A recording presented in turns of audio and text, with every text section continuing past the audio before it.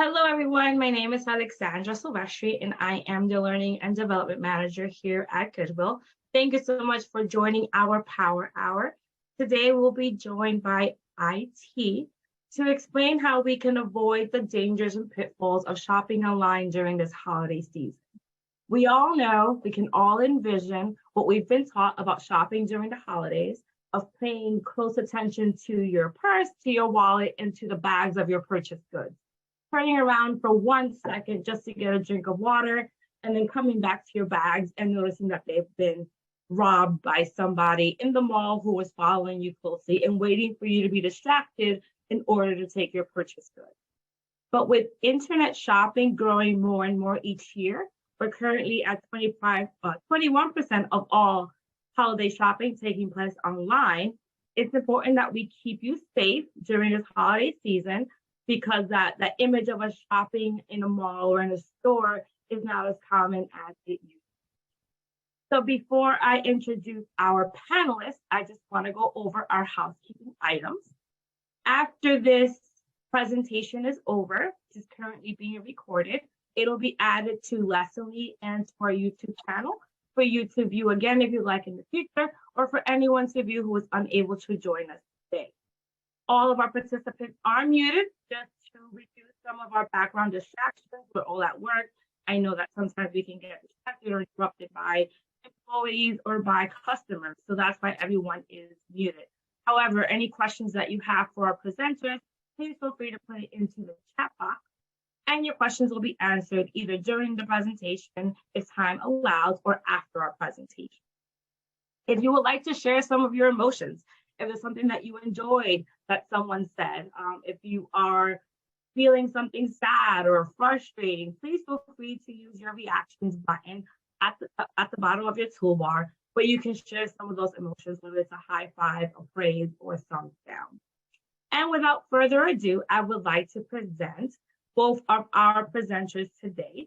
We have Simon Stewart from IT, and we have Riley Yetter. Riley, take it away. All right. Well, Alex, thank you for inviting us to do a presentation today for Power Hour.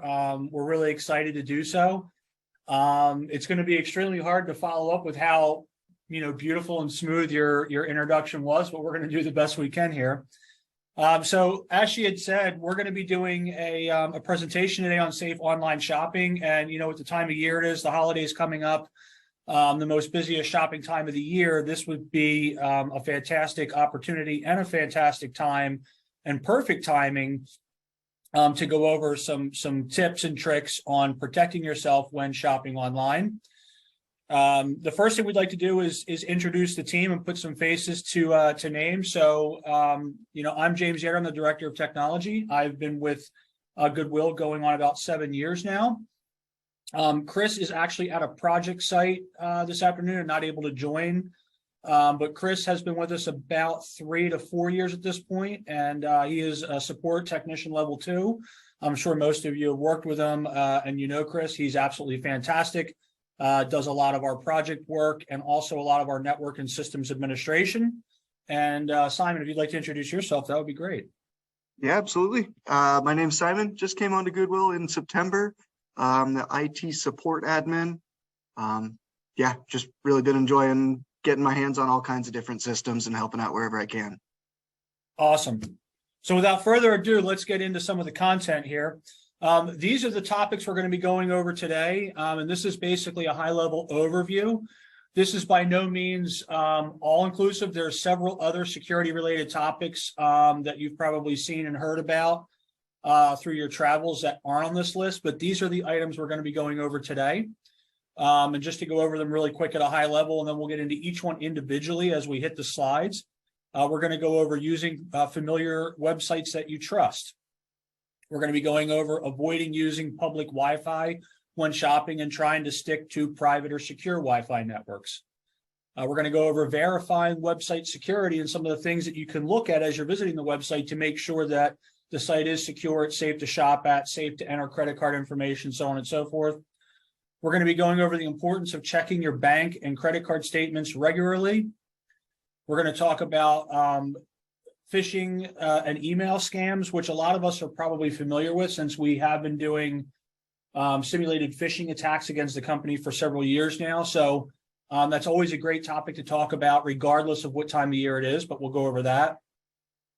We're going to talk about the importance of saving all of your records and receipts, which that topic is I'm guessing, self-explanatory to a lot of people, but we're going to go over some of the reasons on exactly why. We're going to go over creating strong and unique passwords, especially when shopping online, and especially when putting in, personal information, credit card information, address, so on and so forth. We're going to go over the importance of not oversharing information and how people who are attempting to steal from you or assume your person or your identity can use that information against you. We're going to be going over being cautious of internet ads. And then we also have a bonus slide, which isn't listed here, on some of the recommended payment methods that you should use online and some of the payment methods you should stay away from when shopping online. And I can also give you some personal experience as to why when we get to that slide. And just to jump back, put faces to names. We already did the introductions, but here's the three of us in Goodwill IT. I'm going to jump forward again to the high-level overview of the topics we're going to be talking about today. I'm not going to repeat them all. I'm wordy enough as it is, but here's the screen and what it looks like. And we're going to jump right to the next slide. And you'll notice that we're going to follow these tips in order. And you'll see each tip at the top of the screen, just so you know which topic we're actually talking about as we move through it. So the next slide, and the first topic first tip is to use familiar websites that you trust. And we've given several examples here of some of the most commonly used websites when shopping online, not only during the holiday season, but throughout the year. And there are several reasons why. The companies listed here are perfect examples because they have national or international presence. When you go to the website, the contact information at all the websites is clearly listed. They have well-defined return policies, well-defined privacy policies to protect your information. And when you shop with any one of these businesses, Amazon, Target, Walmart, Best Buy, if you have an issue with your purchase, they're not going to rip you off. You're going to be able to take it back into the store, return the item, exchange the item, get refunds, so on and so forth.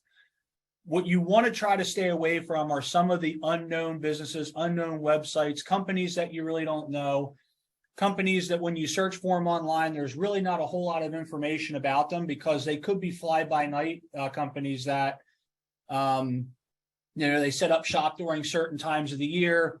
They'll steal a bunch of information or money or credit card information from people, rip people off, and then take down the shop, take down the domain, and disappear. So that's why you want to use, follow the beaten path and always try to stick with legitimate businesses that everybody knows. They're proven names and they have reputable, they're reputable within the industry. We're going to go to the next slide. And I'll pass the mic to Simon so he can talk a little bit about this. Definitely. So when you're in public, you want to avoid using public Wi-Fi as much as possible. On those hotspots, you just never know who's connected to it. If it's a legitimate hotspot, that might be owned by Starbucks and run by them, but it could also be somebody 2 seats over from you running a fake hotspot and trying to get your information. So it's best to just avoid them entirely if you can. Never connect to those networks. Sometimes you're maybe away from cellular data. You absolutely have to connect for whatever reason. There's a couple of tips here on the screen for what to do in those instances. Try to make sure that it's as legitimate of a hotspot as you can. Don't add personal information into websites when you're on those connections. Wait until you're back on a private Wi-Fi connection or on a cellular data connection. Make sure that there's always HTTPS. You don't want to see HTTP. The S in there stands for secure and makes a big difference in your security. Let's see what else is on there. Try to always perform your software updates. In terms of security settings, a lot of that's going to be done automatically with your operating systems updates. So you just want to make sure that you're doing those updates every time they come through. It's best to set those to be automatic. because pretty much every time there's going to be some kind of security update in there. Yeah, use a VPN instead of connecting directly to that public Wi-Fi hotspot. Definitely is a safe call. It can say that you're connecting from somewhere else and make it look like it's not your device at all that's on that hotspot. So it's another way to keep yourself safe. And make sure to log out of those sites when you're done with them.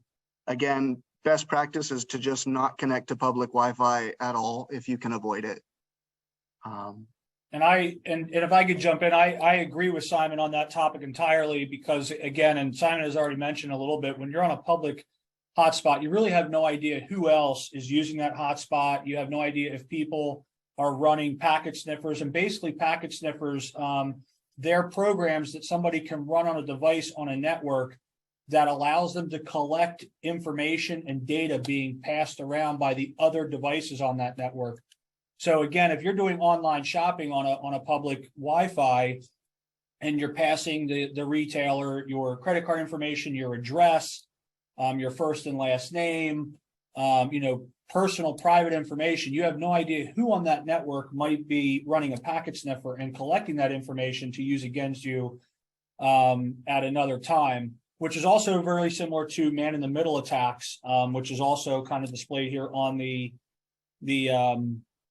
slide. And as far as the rogue hotspots, I know that's probably a little difficult to figure out sometimes, because if you're on a public public Wi-Fi, you really have no idea whether it's a rogue hotspot or not. But I guess the perfect advice that we could give you for that, or the best advice we could give you for that, is if you're in a Starbucks and you see, Starbucks guest, chances are that's a public hotspot that Starbucks is maintaining, and it belongs to Starbucks. It's not a rogue hotspot. But if you're at a Starbucks and you realize that the Starbucks public Wi-Fi is down, but then there's a couple of other networks on there, like one's called Hey, Connect Here. One might be called FBI Surveillance Van, which I know people sometimes like to do. They think that's funny. Those are the ones you don't want to connect to, because those are rogue hotspots. You have no idea who's running them, who's hosting them, where they're coming from, how safe they are. So you want to stay away from that stuff. And you definitely want to follow the other tips that Simon had described in this slide. Are we good, Simon? We're going to jump forward? Yeah, I think so. Awesome. All right. So jumping into the next slide, and the next tip is verify website security. So this is really important, and we talked about it a little bit earlier in the slide deck, around the topic of visiting websites that you trust, that you're familiar with, reputable websites. Choose the beaten path, stick with the beaten path.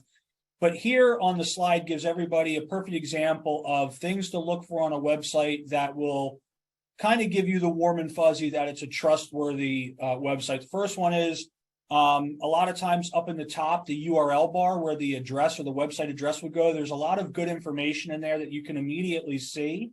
Usually, as soon as you visit the website, there's verified ownership of the website.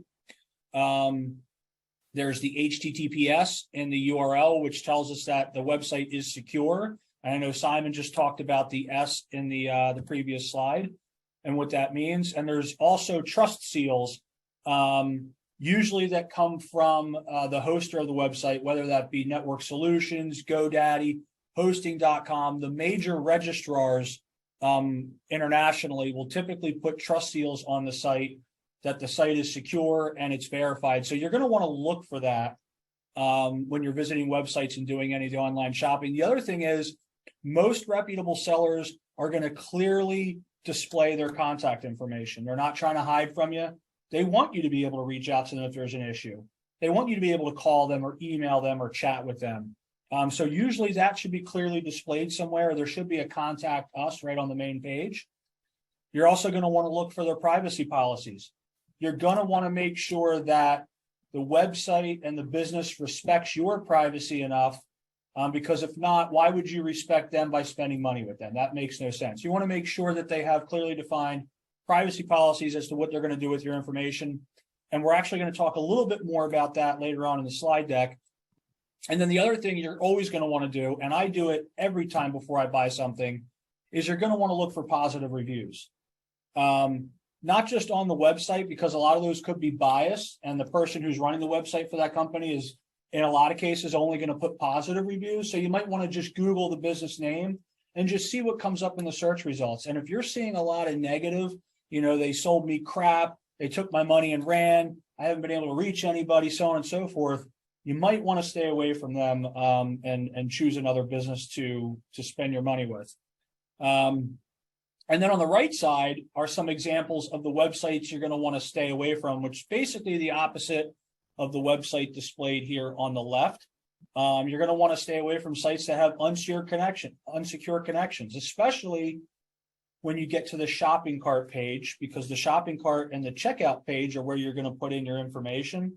That's where it's most important that they're always, under every circumstance, be HTTPS on the top of the site. If it does not have that information, do not ever put in your credit card information, banking information, first and last name, address, any of that stuff, because that means the site's not secure and the checkout page is not secure, meaning anybody could be stealing your traffic or intercepting your information and using it against you.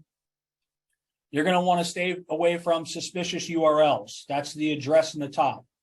If you mean to go to Walmart.com and you get to the page and the colors are a little off, it's not the typical blue and yellow that you would see with Walmart's colors.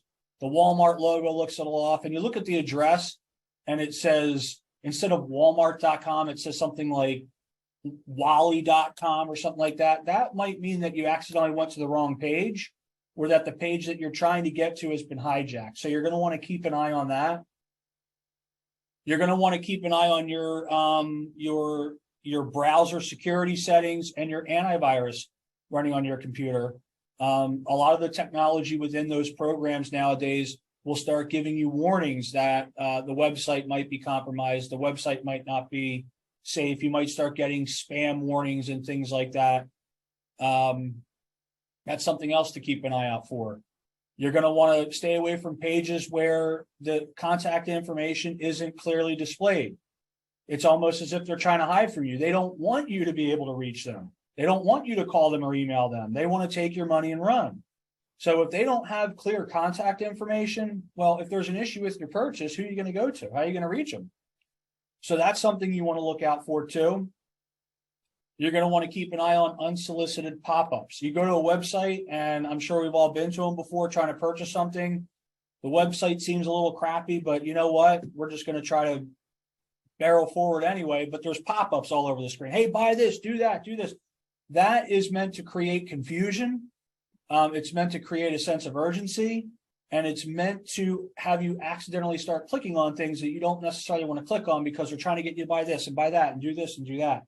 And a lot of times those pop-ups could have virus payloads in them. And one of the most famous payloads, I'm sure a lot of us remember from just a couple of years ago, was the ransomware viruses that were going around, where somebody would go to an unsafe website or a site that had been compromised, or a site where the host or the owner of the website isn't keeping up with the security.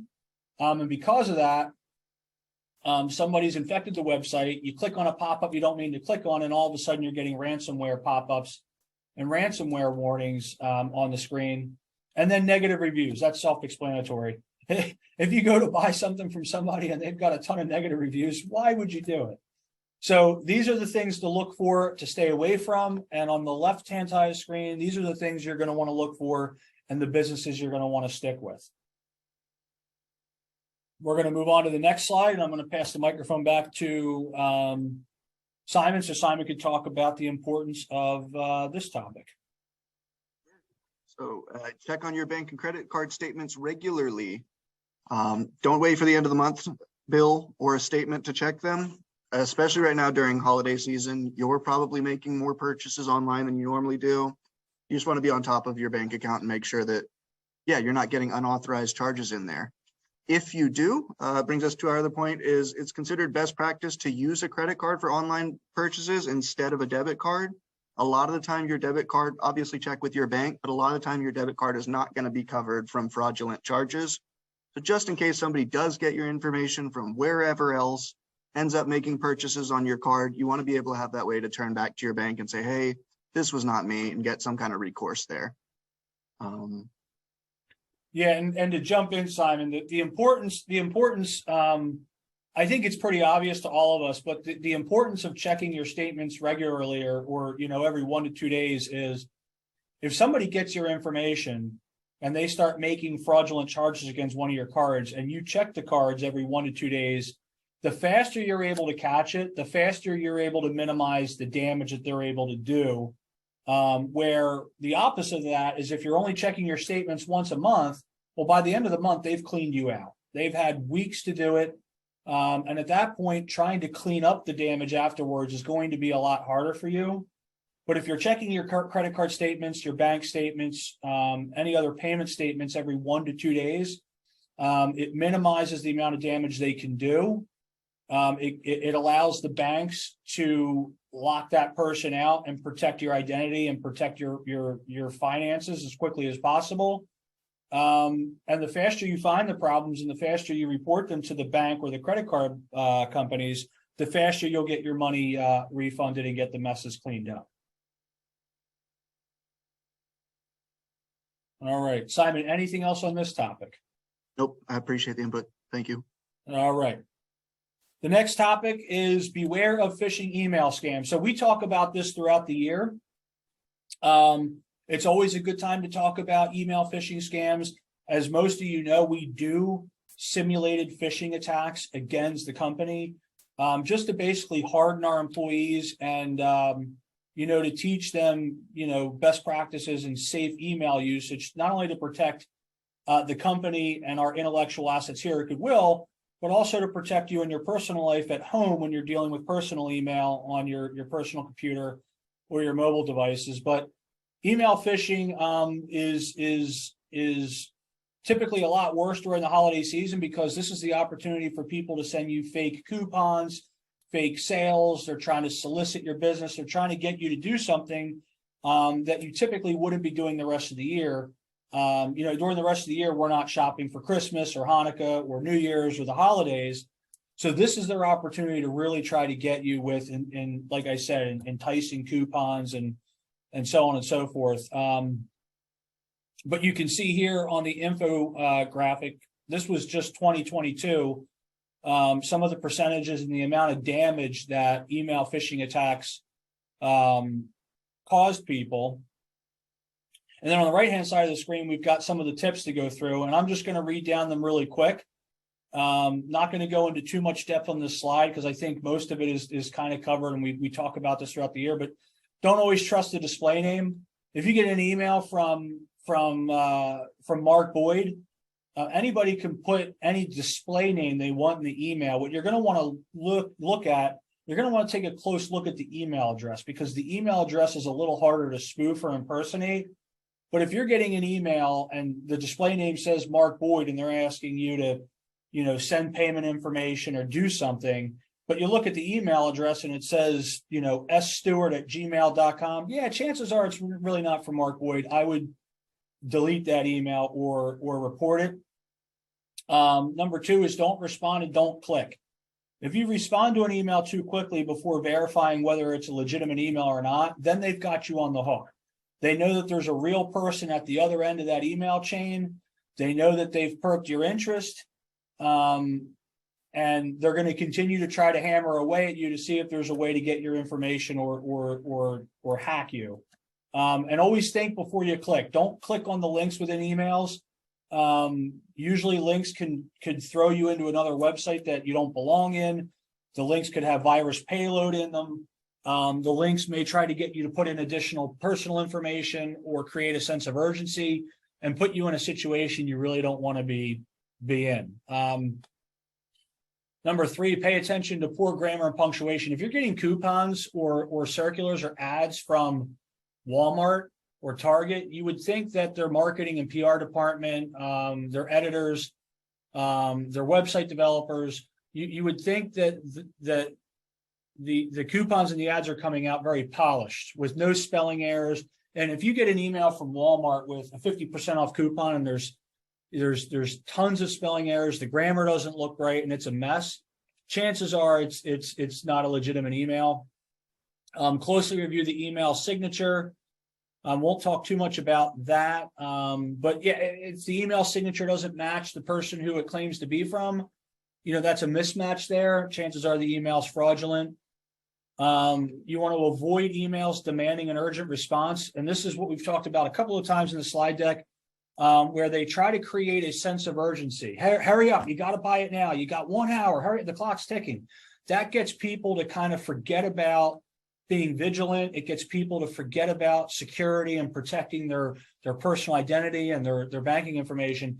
They see something, it looks like it's a great sale. It's 75% off, and I've only got 10 seconds to do it. You know what? Screw it. I'm going to take my chances. I'm going to put in my information. And that's usually how they get you. And the old saying, if it's too good to be true, it probably is. That's a good rule of thumb there. Number 6, don't be fooled by short links. Same thing as I had mentioned earlier about think before you click. Don't click on links in the email for the same reasons I gave above. They could contain virus payloads. They could get you to go to a website that you shouldn't be at, or they could create a bunch of pop-ups that'll create a sense of urgency and confusion on the screen. Number 7 is pass up that irresistible offer. We just talked about that. If it's too good to be true, it probably is. Go with your gut on this. Go with your instincts. If your spidey senses are starting to kick off, chances are you might want to move on. Number 8, don't be immediately pushed to a website. And that's what we talked about earlier, where if you're clicking on links and it's trying to push you somewhere else, move on. Spend your money somewhere else. Chances are the website's been compromised or the website is just not legitimate. Number 9, never provide any personal information. In email, there's really no reason for this. There's no reason for somebody to be asking you for personal information, social security numbers, birth dates, banking information in an email. And it even says right here, delete the email immediately. Move on, ignore it, delete it. And then tip number 10, look for an external message alert. So depending on the email system, not every email system has this, but you may have noticed with Goodwill emails, if an email comes into our mailbox and it's from an external sender, somebody emailed it from outside of goodwillnj.org, usually in the subject at the very top, it says in big, bold, capitalized letters, external email. So you know it's coming from an external outside source. You want to pay close attention to those emails. You want to handle those emails with care because they're essentially from an untrusted outside source that you may not know. I know that was a lot, but that's it for email phishing. And keep an eye on your inbox because, like I said, you're probably getting a lot of circulars, ads, promotions that are too good to be true, and coupons that are fake, especially during this time of year. We're going to jump on to the next safe web surfing and safe online shopping tip. And Simon, I'm passing the mic back to you. Absolutely. So the next one's going to be to save all your records and receipts. It seems pretty straightforward, but it's pretty important for exactly these reasons on the screen. You need physical proof of purchase. You need a record of where you got all your purchases, but you might need to make a return or an exchange. Maybe it's a gift, somebody doesn't like it, you don't know. If you need a return exchange, you're going to need a receipt. If you need a reimbursement of any type, maybe you went in with somebody else for this gift and you want to split the gift and they don't believe you on the cost, whatever, you might need that receipt. Again, under warranty, maybe 10 months down the road, it stops working.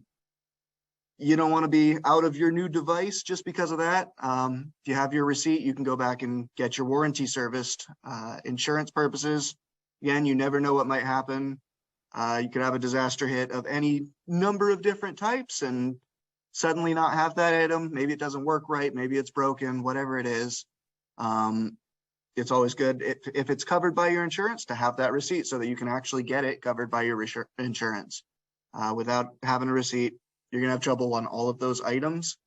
So save yourself the hassle, hold on to them. It's pretty easy to either just take your take your paper receipts and put them into a folder, hold on to them that way. You can scan them straight into any number of different apps to hold on to your receipts. Any way you want to organize them is totally fine as long as you can go back and find what you need to find when the time comes, if the time comes. Yeah, and to talk a little bit more about this, I know that at the top it says organize holiday receipts, but this is probably something that we should all be doing throughout the year, whether it's the holidays or not, for all of the same reasons that we've got listed, below. And to touch on a couple of these bullet points, the physical proof of purchase. If you don't have a receipt, the proof of that purchase essentially disappears into thin air. And at that point, you have no proof, you have no paper trail. And to talk a little bit more about what Simon was just saying, as far as organizing and filing your receipts, a lot of people like to use like the little Nito scanners, or you have apps on your phone now where you can take pictures of the receipts and save them in a digital format. But even the old-fashioned way, if you want to organize the receipts using a filing cabinet and a folder system, you can organize them alphabetically, chronologically, whatever makes sense for you. But regardless of how you're organizing and filing the receipts, the most important thing is saving them and saving them in a safe place. We're going to go to the next security tip, and that is create strong and unique passwords. I think the reason for that is pretty self-explanatory. We don't want people getting into our bank accounts, our credit card accounts, our email. If we have an account with, Walmart or Target, we don't want anybody getting into there that shouldn't be in there. So in order to protect ourselves from people being able to do that, you want to create strong, secure passwords. And there are, on the left-hand side and the right-hand side, a couple of do's and don'ts and some rules. Typically in IT, we recommend a couple of golden rules. One is, it's usually good to have a password that's at least 8 characters or longer. You're going to want to make sure it's got uppercase and lowercase letters within it. And you're going to want to make sure it's got special characters within it, a $, exclamation point, a slash mark, an ampersand, numbers, so on and so forth. And it basically gives the same example here. Use numbers, use characters, avoid real words or phrases. Anything that somebody could run what we call a dictionary attack against that password, you want to avoid. Any word that would be in the dictionary, welcome, home, car, anything like that, you want it to be maybe a weird word or a weird phrase that isn't in the dictionary and really doesn't make sense. And again, you want to make sure that you're sticking with 8 characters or more. You're using numbers or special characters, and you're using uppercase and lowercase. And it talks a little bit more about that here on the right-hand side, the do's and don'ts. And right here, the first one to do is, I recommended 8 characters. It says right here, 7 to 10 characters. So that keeps you basically right in the middle of that rule right there. You want to mix it up. And we just talked about that as well. You want to use numbers, special characters, upper and lowercase, numbers. And the other tip is the 2-factor authentication, which I know a lot of you are familiar with. We recently rolled that out to Goodwill. That significantly bolstered our security and our ability to protect ourselves. But in the event that you're able to set up 2-factor authentication, I know most of our bank accounts are probably set up that way now. But in the event that you're setting up an account where you're going to put in your credit card information, or you're going to save your credit card information or other payment information and put it on file with like Target or Walmart or anything like that, most cases, a lot of those businesses will allow you to also enable 2-factor authentication. Sometimes it's mandatory. Sometimes sometimes you're able to skip it. I would recommend that if the technology is available, to use it. It'll further protect you and your information. And then we've got the don'ts here. Self-explanatory. Don't use passwords 1, 2, 3, 4, 5, ABC. Anything that would be easy for people to hijack. No personal information. Anything that somebody would easily be able to get a hold of. Birth dates, your pet's name, street names. Some examples there. No single words. And it even says right there, dictionary. Which is exactly what I said earlier. Anybody who runs a dictionary attack against your account will quickly be able to get in if you're using just a single word that can easily be found in the dictionary. We're going to go on to the next tip, and I'm going to pass the microphone back to Simon. Absolutely. You get a fun one of keep your information safe. Don't overshare. When you're shopping online, you're going to need to put in your name, your address, your method of payment, telephone number, email address. All of those make sense and are things that, a merchant is going to need in order to get something to you. If they start asking about bank account information instead of just your method of payment and that information, that's different. Your social security number, there's no reason for a merchant to need that. Birthday, driver's license number, any of that stuff. If they're asking, just leave the website. You're not at the right place. It's not going to be safe. Some companies will ask for certain things like maybe your interests, gender, race, religion, etc. It's all right to put these things in, but at your discretion, if you want to. They are going to have that information. They might sell that information. They might include it. You should never have to put it in. If it's required in order to make a purchase, again, walk away from it entirely. It's not legally required. It doesn't help them complete a sale whatsoever. Just walk away from it. If it's optional, make your own decision on that. But if it's being forced, try to stay away from that entirely.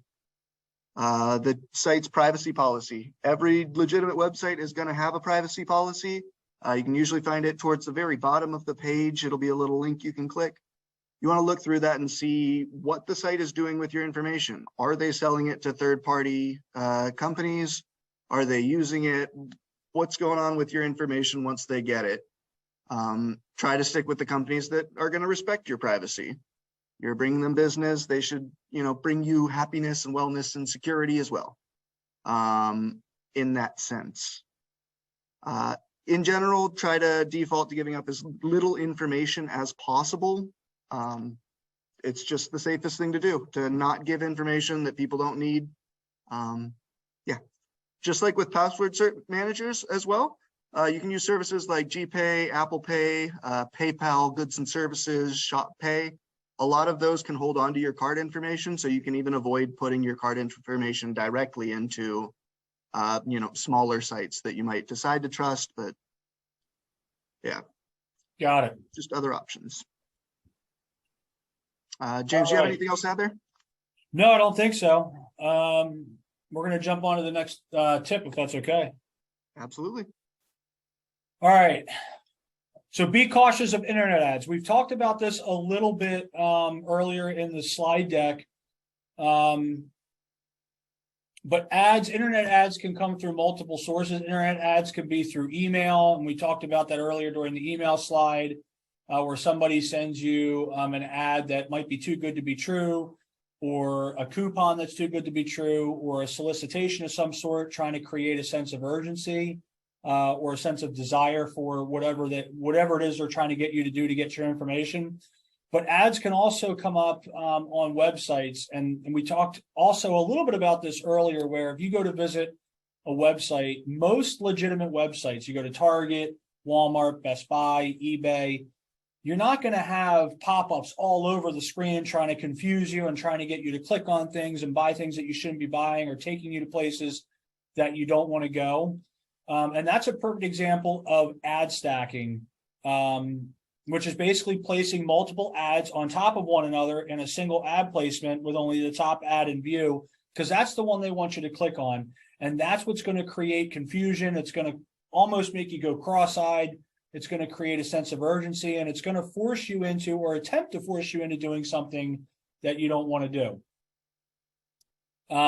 Domain spoofing. We talked a little bit about that earlier, but domain spoofing, basically it makes advertisers think, websites are from it makes shoppers think that fake websites are reputable. So if you go to walmart.com, or you're attempting to go to walmart.com, you get to the site and it looks almost like Walmart's site that you're accustomed to seeing, but the colors are a little off, the logo's a little wacky, and you look up in the domain name up in the very top URL bar, and it says like Walmart, TTT with like 3 T's after it, .org instead of just walmart.com, or, wally.com or something like that. That domain is being spoofed, or they're attempting to spoof it, and you're going to want to stay away from that. Even if you go to walmart.com or you think you went to walmart.com and you look up in the domain name and it says walmart.com and it's spelled exactly as it should be, but the site isn't HTTPS, which is secure, and you look below and the privacy policy is missing, there's no contact information, there's misspellings, grammar errors, chances are that website or that domain's being spoofed and you're going to want to stay away from it. Pixel stuffing is trying to stuff ads into a very small space within the site, almost like the fine print when you're buying a car. It's something that they don't really want you to be able to read or see, but maybe you'll click on it because, you know, it perked your interest and it'll try to get you to do something or take you to a place that you shouldn't be in or shouldn't be doing. And then illegal bots. Bots are non-human, basically non-human software that create actions or perform jobs or workflows on websites or within other technologies or other softwares. There are fraud bots on the website that are certain websites that might try to get you, you know, click here for a 75% off coupon, or click here to chat with me, or click here to do this or do that. And it's trying to get you, it's trying to rope you in. And then once it has you, it's going to try to get information from you or try to get you to do things that you normally wouldn't do. So you're going to want to be cautious of these four main issues related to internet ads on fraudulent websites, spoof websites, so on and so forth. And then over here on the right is just a nice infographic of the amount of damage that fraudulent ads did. You know, just this past year, or in the past couple of years. And the first one really catches your attention. $100 billion per year is what ad fraud is going to cost the industry next year. That's a lot of money. So that gives you an idea of how bad and how big the problem is. So do what you can to follow these tips and protect yourself. And then we're going to go to the last slide that we have to share with you today. This is the bonus slide, and Simon actually talked a little bit about it already, but I'm going to let Simon finish it up here. Yeah, definitely. So yeah, I did mention the PayPal goods and services. It's one of them. So for things that you want to purchase with, you want to be using these very, common, I guess, well-known processors: Visa, American Express, Discover, MasterCard, PayPal goods and services, Apple Pay, stuff like that. You'd want to avoid Zelle, Venmo, PayPal friends and family, Cash App, all of the peer-to-peer services, as they're called. None of those are going to include protections. Again, if something does end up going wrong for whatever reason, the person you bought it from doesn't send it, it shows up broken, it gets stolen in traffic, whatever. You want to have some kind of recourse on your purchase. So make sure you're using one of those on the left-hand side. Again, the PayPal thing is important to note. PayPal goods and services includes protections. PayPal friends and family does not. So if you're making purchases on Craigslist or Facebook Marketplace, that kind of thing, where you are actually making sort of peer-to-peer purchases, not from a company, it's still a good idea to try to use a safer method of payment. If something goes wrong, again, you're not going to have that recourse with Zelle or Venmo or Cash App.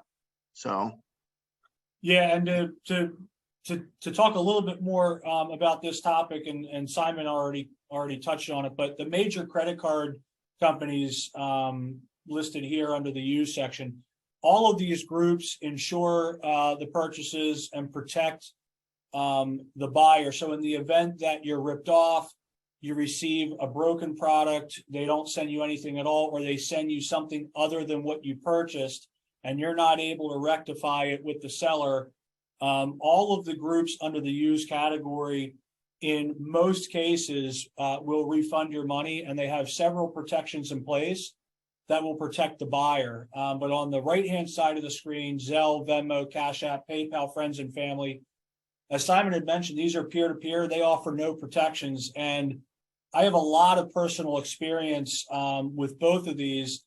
I am pretty involved in the car community. I buy a lot of used car parts online.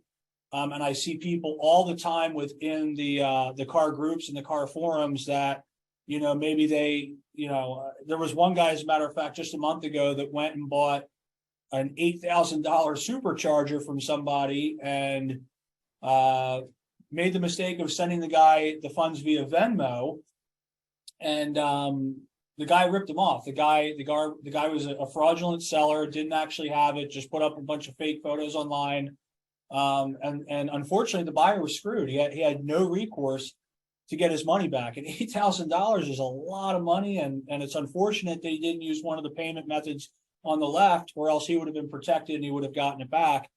And a personal experience of mine, I almost purchased a hood from someone for the hood is typically priced at about $1,500 to $2,000, and the guy was only charging or attempting to sell to me for like $350, which takes us back to the lesson we talked about earlier in the slide deck.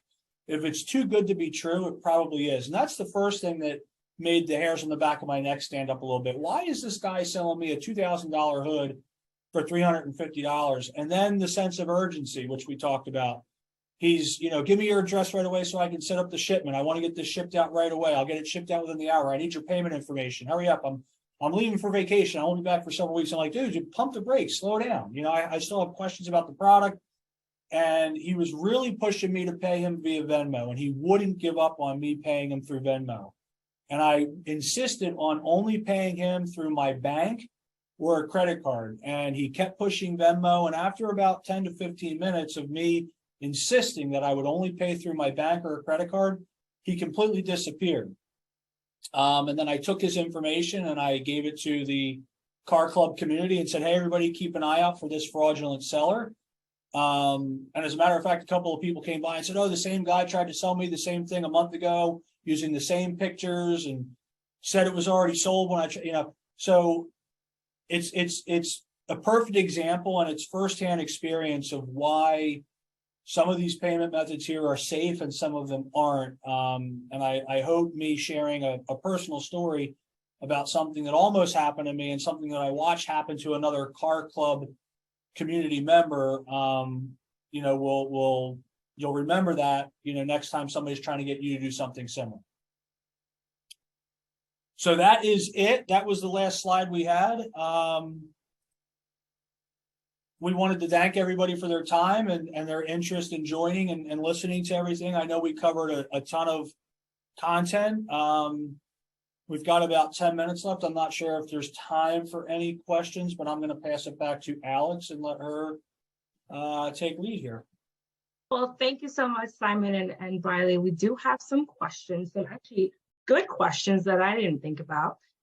Earlier in one of your slides, you talked about protected versus non-protected websites. So one of our participants asked, what is the difference between a website that has HTTPS versus one that just has HTTP? I really got a really garbled version there. I think I heard HTTP at the end, but was struggling with the rest of the question.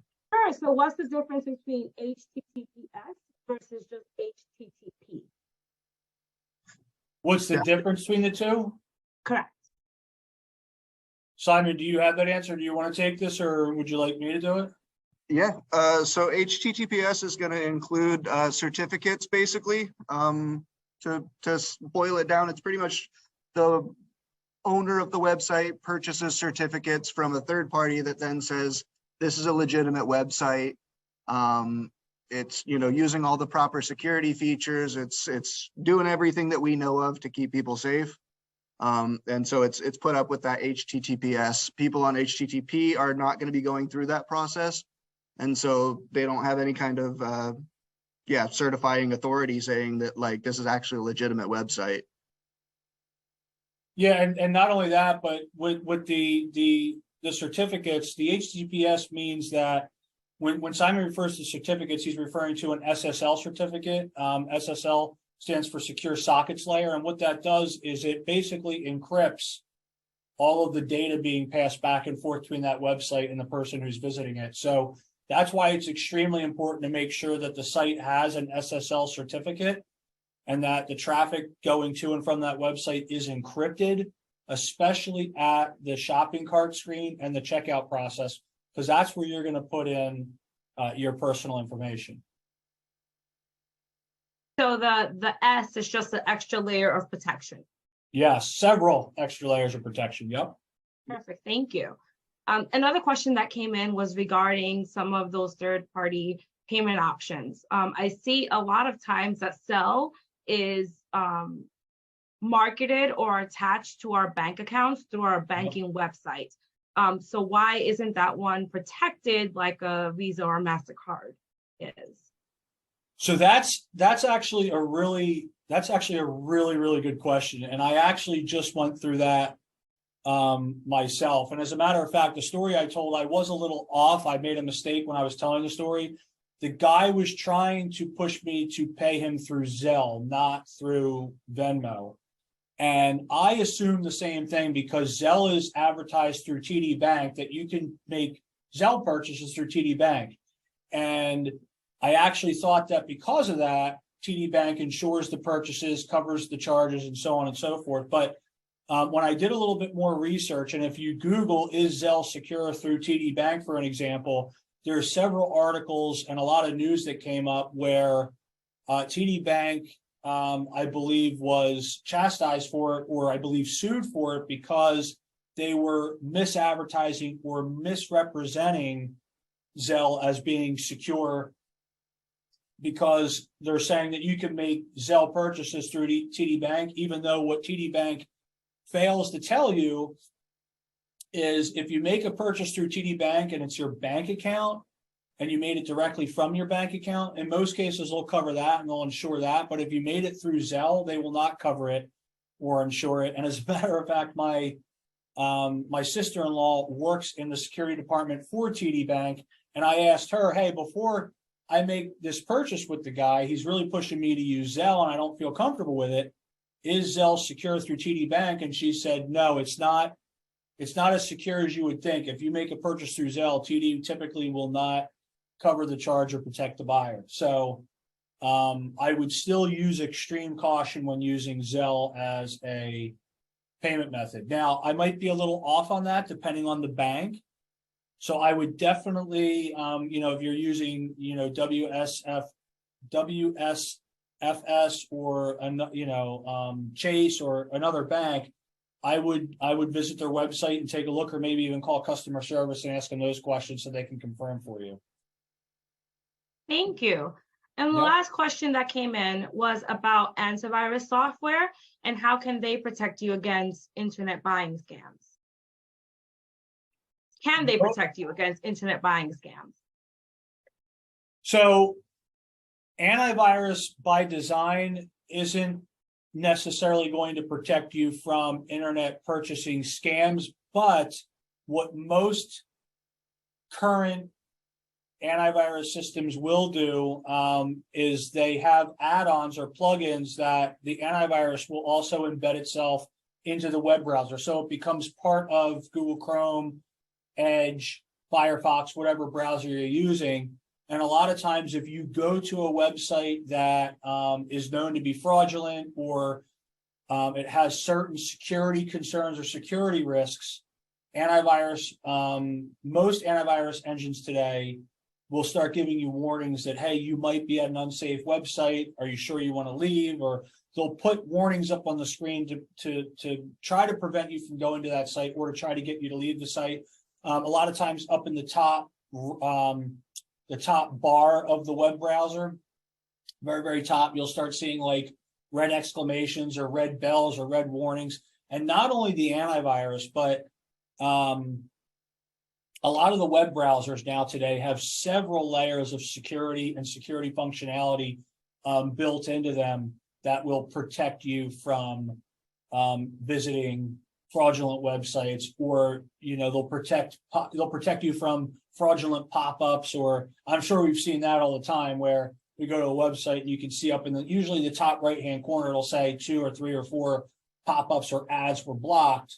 And then it'll ask you if you'd like to allow them, and then it'll give you a safe place up in the top where you can look at those pop-ups to see what they are. If for some reason it is a pop-up that you're actually interested in seeing, or it'll block them entirely. Awesome. Thank you so much. I just want to extend my sincere gratitude to Simon and for Riley for putting this presentation together. I know it's easy to get scammed, especially during this time of year. So the tips that you have shared with us, I know will help us be a little more conscious and aware of some of the scams that are out there, whether it's through email or on safe sites. I want to be respectful of everyone's time. I know we only have 3 minutes, but I do have some raffles, as always. What is learning and development without some incentive? So I would like to go ahead and do a quick raffle. If you have to leave, don't worry, I've written down your information and we'll reach out to you. But if you can stay on for a few more minutes, I'm going to go ahead and share our magic roulette screen. And so our first drawing, here we go.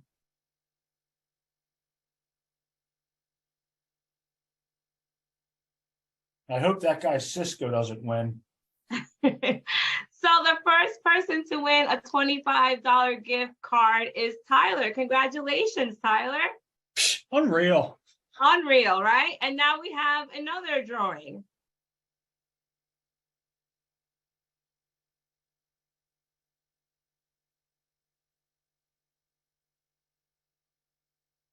And congratulations, Thomas. You also won a $25 gift certificate. So I will be going ahead and reaching out to you guys separately to see how I can give you your gift card. Thank you all for your participation in today's Power Hour. If you have any questions, I'll be following up with an email with Simon and Riley's and Chris's contact information. If you just want to ask more questions, either about your IT needs or about any of the topics that were raised today. I wish you all a wonderful holiday season.